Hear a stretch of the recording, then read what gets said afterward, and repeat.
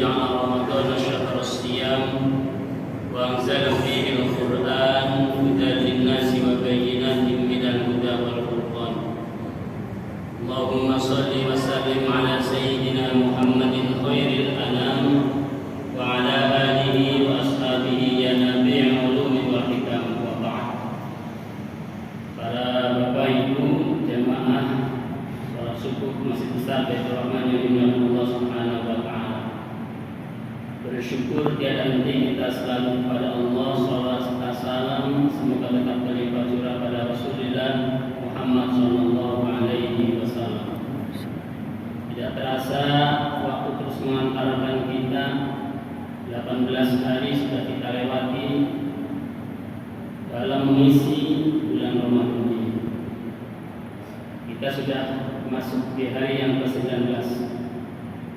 Tentu 18 hari yang sudah kita lewati ini, tarbiyah rabbaniyah di madrasah Ramadan yang sudah kita ikuti ini telah banyak meninggalkan kesan dalam batin ini. Kesadaran keberagamaan, kesadaran ketuhanan tentu semakin terpatri erat di dalam diri kita. Sehingga dengan puasa yang sudah kita lewati ini mudah-mudahan kita termasuk hamba-hamba Allah yang dalam Al-Quran disebutkan wa idza salaka ibadi anni fa inni qarib. Ketika mereka bertanya, ketika hamba-hambaku bertanya, maka jawablah fa inni qarib, maka saya ini dekat dengan hamba-hamba. Ahli tafsir menafsirkan kata ibadi di situ adalah as-shaimin, orang-orang yang berpuasa. Sebab seperti yang pernah saya sampaikan bahwa puasa adalah bagian dari cara Allah Subhanahu wa taala untuk mengajak kita merapat mendekat kembali dengan Allah yang Maha Suci. Dengan jalan kita mencoba menjauhi rutinitas kita, ketergantungan kita terhadap kehidupan material, nafsu yang mungkin selama ini banyak kita perturutkan, yang menjadi penghalang kita dengan Allah Subhanahu wa taala. Maka dengan 18 hari yang sudah kita lewati ini, insya Allah kita termasuk hamba-hamba Allah yang sudah mulai mendekat kembali dengan Allah Subhanahu wa taala. Spiritualitas kita semakin terpancar dan bersinar dalam hati ini. Bapak Ibu jemaah yang saya hormati, dalam kesempatan ini saya ingin sampaikan tentang kebiasaan qiyamul lail. Memang puasa digandengkan dengan qiyamul lail. Man shoma ramadhana imanan wa ihtisaban ghufira lahu ma taqaddama min dhanbi. Dalam hadis yang lainnya, barang siapa yang berpuasa kemudian bangun malam, maka jaminannya ketika puasa kita ini benar sesuai yang diinginkan oleh Allah Subhanahu wa taala, malam-malamnya kita gunakan untuk bangun mendekatkan diri kepada Allah Subhanahu wa taala. Ghufira lahu ma taqaddama min dhanbi, maka Allah pasti akan mengampuni dosa-dosa kita yang sudah lewat. Bapak Ibu jamaah yang saya hormati, Al-Quran mengingatkan kepada kita semuanya dalam Al-Quran surat Al-Furqan, wa ibadur rahmanil ladzina yamshuna 'alal ardi hauna wa idza khatabahumul jahiluna qalu salama wal ladzina yabituna li rabbihim sujjadan wa qiyama. Terkait dengan ayat yang tadi saya sampaikan, baik dalam Al-Quran Al-Baqarah ataupun dalam Al-Furqan, ini berbicara tentang hamba-hamba Allah yang Maha Rahman. Yang pertama punya ciri alladzina yamshuna 'alal ardi hauna, hamba Allah, hamba yang Maha Rahman itu adalah mereka yang berjalan di muka bumi ini, hidup di pentas kehidupan dunia ini, berinteraksi dengan sesama. Sikapnya seperti apa? Hauna, rendah hati, tawadhu. Wa idza khatabahumul jahiluna qalu salam. Ketika ada orang-orang bodoh menyapanya, ketika ada orang-orang bodoh itu mengajak bicara, mungkin juga mencacinya, apa jawabannya? Qalu salam, tetap salam, salam, salam. Selalu menebar kedamaian terhadap sesamanya.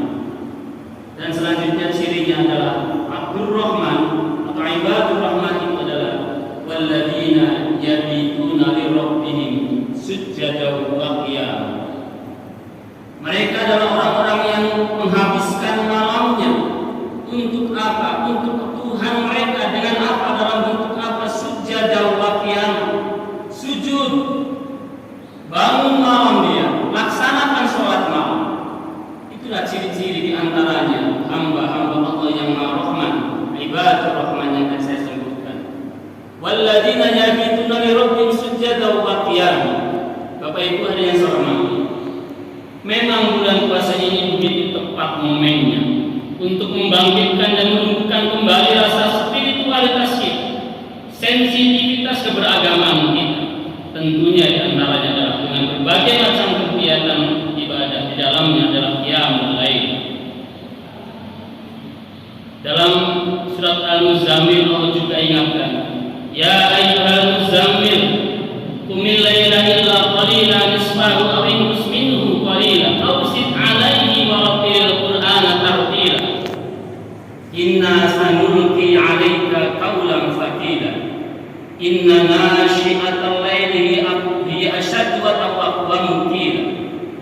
Surat Al-Muzammil dengan beberapa ayat ini mengingatkan, menggugah kita semua, hai orang-orang yang berselimut, ya ayyuhal muzammil qalilan, bangun kamu di malam untuk apa? Untuk sholat, illa qalilan, kecuali sedikit, nisfa, setengahnya, awin minhu qalil, atau kurang dari setengah, auzid alaihi, atau tambah deh, warattilil qur'ana tartila. Mungkin kita berpikir, ini apa Allah Subhanahu wa ta'ala ini suruh kita bangun malam untuk sholat sedikit saja, nggak usah banyak-banyak, atau setengahnya deh, atau lebih kurang dari setengah, kemudian tambah lagi, ditambah lagi dari setengah. Warattilil qur'ana tartila, dan bacalah Al-Quran dengan pelan-pelan, dengan tartil. Inna sanulqi 'alaika qawlan thaqila, sesungguhnya kami ini akan memberikan kamu ucapan yang sangat berat. Inna nasyi'atal laili hiya asyaddu wa qila, sesungguhnya bangun malam itu sungguh sangat kuat pengaruhnya terhadap jiwa. Wa qila, dan kata akan sangat berpengaruh, berkesan dalam jiwa. Bapak Ibu jemaah yang hormati, begitu banyak Al-Quran, hadis Nabi menggugah kita, membangun kesadaran kita untuk meluangkan waktu di tengah malam, menghadap Allah Subhanahu wa ta'ala, meninggalkan kenikmatan tidur di tengah malam saat orang lain lelap, nikmat tidur dengan selimutnya, kita korbankan itu.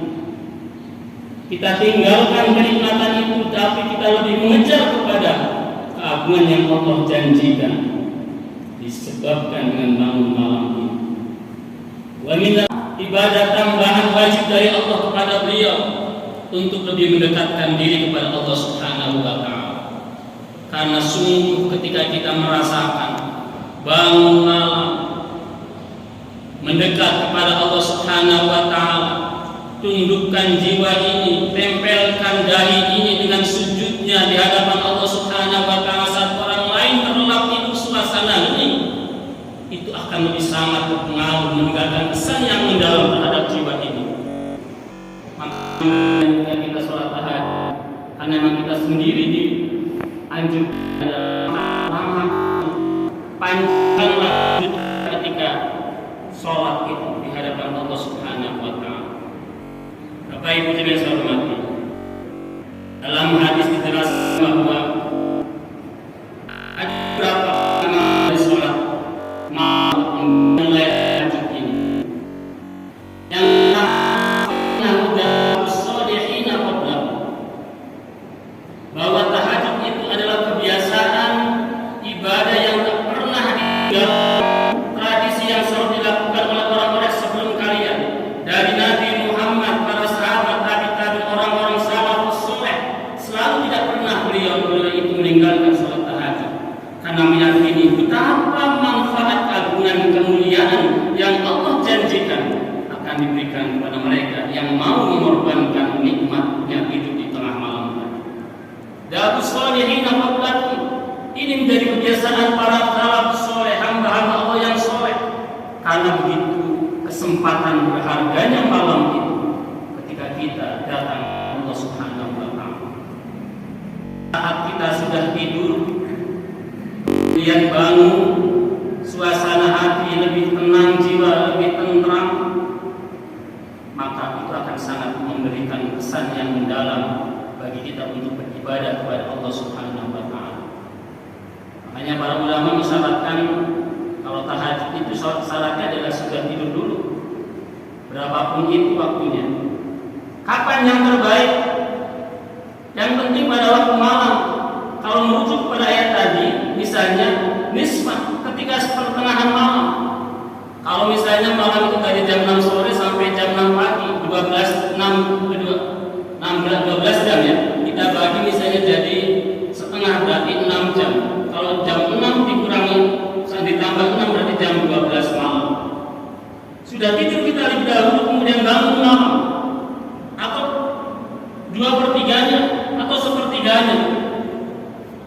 Ternyata hadis Nabi menginformasikan kita semuanya bahwa Allah Subhanahu wa taala saat malam tiba, lebih-lebih pertengahan malam lewat itu mendekati 1/3 malam, Allah turunkan malaikatnya untuk datang ke bumi, lihat adakah hamba-hamba yang bangun mendekat kepadaku, adakah hamba-hamba yang korbankan nikmat tidurnya untuk lebih mementingkan kemuliaan yang aku janjikan, adakah hamba-hamba yang bangun di tengah malam kemudian meminta ampunan kepadaku, pasti apa yang ia minta akan aku berikan. Anna fil laili sa'atan la yuwafiquha 'abdun muslimun yas'alullaha khairan fid dunya wal akhirah illa a'ta iyyah. Bahwa di dalam malam itu ada satu saat di mana kita bangun malam, sholat, mendekatkan diri kepada Allah Subhanahu wa taala, kemudian ternyata kita bertepatan dengan saat itu, momen itu. Kemudian kita berminta kepada Allah Subhanahu wa taala. Apa kebaikan dunia, kebaikan akhirat? Nabi katakan, illa a'ta iyyah. Pasti Allah akan kabulkan apa yang kita mohonkan kepadanya. Kaum muslimin, Bapak Ibu jamaah yang saya hormati, begitu agungnya sampai janji Allah demikian. Apa yang bangun malam? Apakah itu terjadi setiap malam? Betul. Setiap malam pasti ada momen itu. Setiap malam pasti ada saat di mana Allah akan kabulkan apa yang kita minta. Kapan?